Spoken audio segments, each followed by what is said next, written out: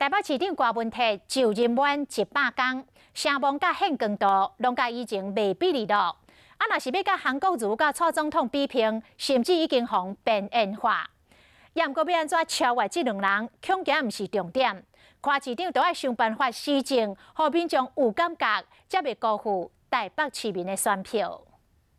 4号王以升一票，10号张凯俊，2号柯文哲一票，5手中一票，4号柯文哲一票。2018年11月25日，当这个郭文泰甲国民党的定手中，伊的票数一直差无多，台北市长这战真正是苦战。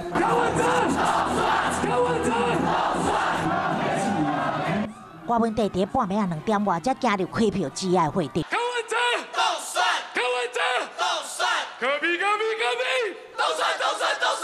只赢3000多票，郭文泰宣布胜选。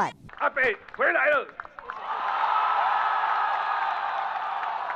而且明天还是一如往常继续工作。伊讲甲平常时同款，继续工作。这次郭文泰已经无例外期。台北市长柯文哲很惊险的再度当选台北市长，入主台北市政府上任100天，市议员给他打几分呢？打个60分吧。这100天，坦白讲，我对他蛮无感的。给他打60分吧，好也没做好，坏也没有坏到哪里去啦。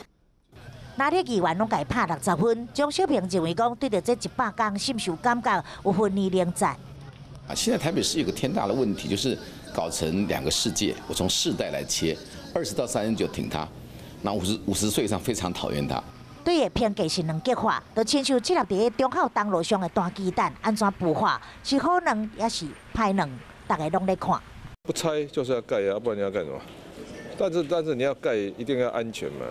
郭文泰讲过，伊知影大鸡蛋的案件是民调扣分的主要原因之一，安怎改套考验智慧。差很多，上个100天叫刀叉吃人肉，你忘了吗？那时候声望79%满意度，现在50几，掉了20几，对啊。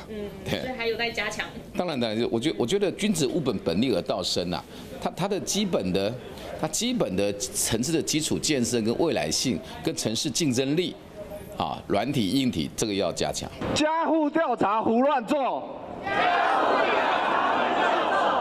就伫郭文泰就任满100天之前，900个社会居民组织伫台北市政府抗议，担心开发员无敢考规，批评北市府根本就无充分沟通。本来我们有一个公听会是要办在10月，那他很急的赶到，提前到4月，提前了大半年哦，让我在怀疑说他自己是不是想选总统。被边缘化，差不多被边缘化。那你挥个手，谢谢。像有没有那种总统级的待遇的感觉了？好。这回出访以色列甲美国，但是伊声量甲宪光度拢输予蔡总统甲高雄市长韩国瑜。此时此刻，郭文泰恐惊爱好好思考。台北的选择，柯文哲。放上。谢谢台